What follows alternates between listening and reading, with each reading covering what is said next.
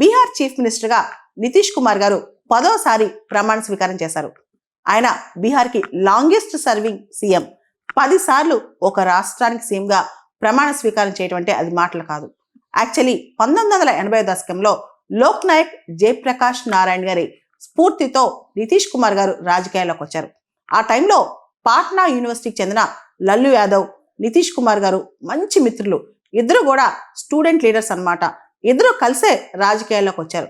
ఆ తర్వాత నితీష్ కుమార్ గారికి లాలూ ప్రసాద్ యాదవ్కి పడలేదన్నమాట. ఇద్దరి మధ్య విభేదాలు వచ్చాయి.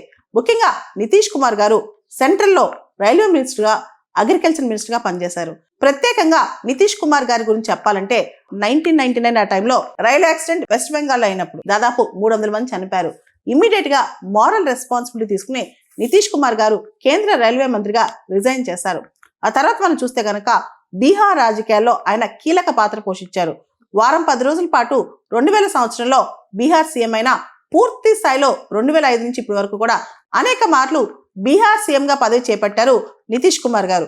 మనం కనుక గమనిస్తే లాలూ యాదవ్ ఆల్మోస్ట్ ఇద్దరు కూడా, నితీష్ కుమార్, లల్లు ప్రసాద్ ఇద్దరు కూడా ఒకటేసారి బీహార్లో రాజకీయాల్లోకి వచ్చారు.